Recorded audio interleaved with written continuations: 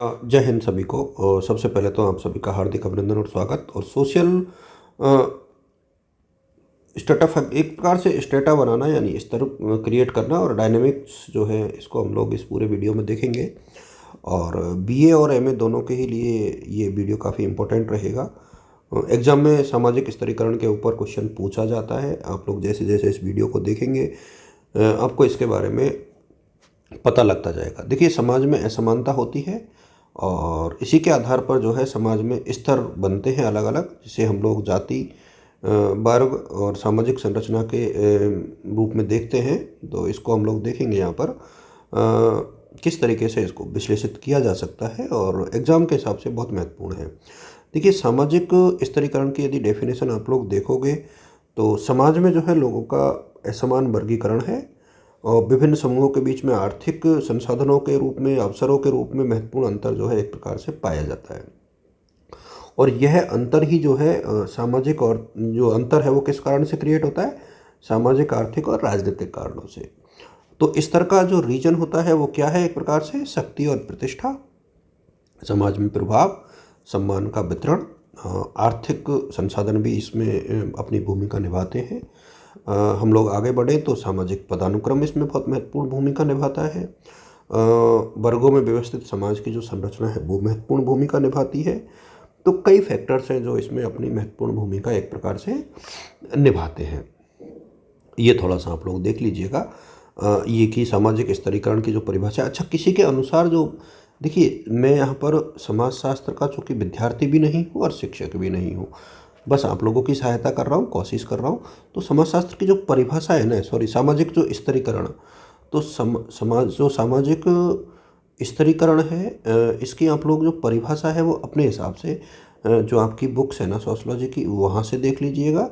अच्छे से रीड कीजिएगा। कम से कम 2 परिभाषा आपको हर चैप्टर की एक प्रकार से देखनी ही देखनी है। तो जो चीज़ें हैं वो आपको याद करनी है। और सामाजिक स्तरीकरण के जो प्रकार हैं वो आप लोग देखिए। यहाँ पर एक प्रकार से मैं सारे पॉइंट्स को पिक करते हुए आगे बढ़ रहा हूँ। देखिए, जन्म आधारित स्तर एक प्रकार से हो गया, जहाँ जाति अलग हो गई, वंश अलग हो गया, कुल अलग हो गया। तो एक स्तर तो आपका जन्म से ही बन गया, है ना। तो पहला जो एक प्रकार से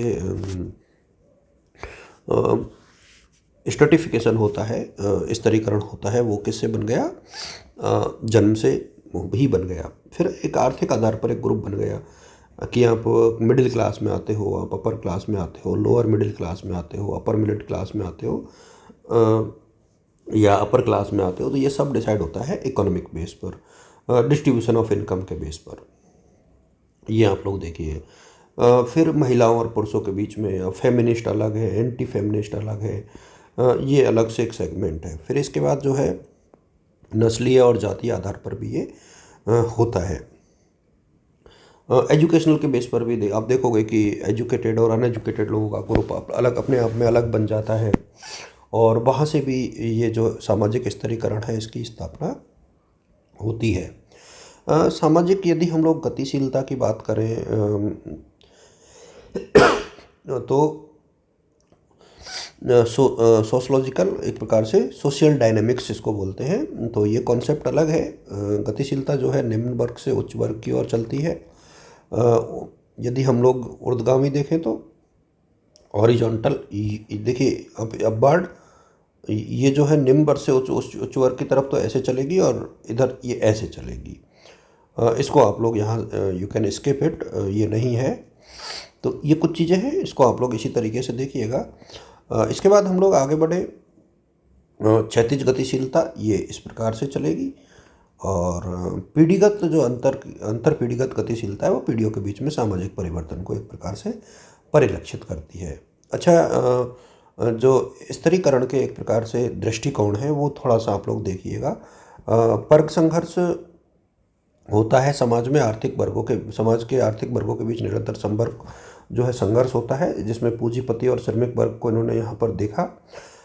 और कार्ल मार्क्स के अनुसार तो सामाजिक स्तरीकरण जो है वर्ग संघर्ष का ही परिणाम है, जहाँ पूंजीवादी समाज में श्रम और पूंजी के बीच में गहरा जो प्रतिरोध है, विरोध है, वो पाया जाता है। उनकी मान्यता है कि आर्थिक जो शक्ति है वो सामाजिक और राजनीतिक शक्ति का एक प्रकार से आधार बनती है, बेस बनती है। मार्क्स के अनुसार जो है पूंजीवादी समाज में पूंजीपति वर्ग और सर्वहारा वर्ग दोनों की भूमिका होती है और महत्वपूर्ण भूमिका होती है। इसको थोड़ा सा अच्छे से आप लोग रीड कीजिएगा। पूंजीवादी शोषण होता है जहाँ श्रमिकों के जो अतिरिक्त मूल्य का जो है एक महत्व होता है और पूंजीपतियों द्वारा इसको हस्तगत किया जाता है। इससे आर्थिक असमानता बढ़ती है और वर्ग विभाजन होता है। फिर क्रांतिकारी परिवर्तन की हम लोग बात करें तो वर्ग संघर्ष के परिणाम स्वरूप जो है समाजवादी क्रांति का आह्वान और उसके माध्यम से उत्पादन के साधनों पर सामूहिक नियंत्रण। वेबर के यदि हम लोग सामाजिक स्तरीकरण की बात करें तो पावर, प्रतिष्ठा और क्लास, ध्यान रहे उन्होंने 3 भागों में इसको बांटा। पावर, प्रतिष्ठा यानी स्टेटस, और क्लास, सत्ता, प्रतिष्ठा और स्टेटस। इसको थोड़ा सा आप लोग बहुत अच्छे से रीड कीजिएगा क्योंकि किस तरीके से वेबर ने इसको एक्सप्लेन किया है, मैं इसको थोड़ा सा और आगे बढ़ाऊँ। आप देखोगे कि राजनीतिक शक्ति और निर्णय लेने की क्षमता है, सामाजिक सम्मान और प्रतिष्ठा है, आर्थिक स्थिति और बाजार के मौके हैं, राज्य, धार्मिक संस्थान, औपचारिक मूल्यांकन, ये बहुत सारी चीज़ें हैं। मैक्स वेबर के सिद्धांत में 3 जो आयाम हैं सामाजिक स्तरीकरण के, इसको थोड़ा सा अच्छे से आप लोग रीड कर सकते हैं। इनको इस तरीके से आप देख सकते हो, एक ट्रायंगल बना दो जहाँ सत्ता आप दिखा सकते हो, जहाँ प्रतिष्ठा आप दिखा सकते हो, जहाँ वर्ग आप दिखा सकते हो। फिर भारतीय सामाजिक संरचना की हम लोग बात करें तो यहाँ पर भी आप लोग देख पाओगे कि परंपरागत जाति व्यवस्था होती है जिससे एक सामाजिक श्रेणीकरण का डेवलपमेंट हुआ है। संवैधानिक प्रयास आप देखोगे कि रिजर्वेशन और इनके माध्यम से एक सामाजिक संरचना का विकास हुआ है। शहरीकरण के कारण जो है कुछ संरचनाओं का निर्माण और बदलाव हुआ है।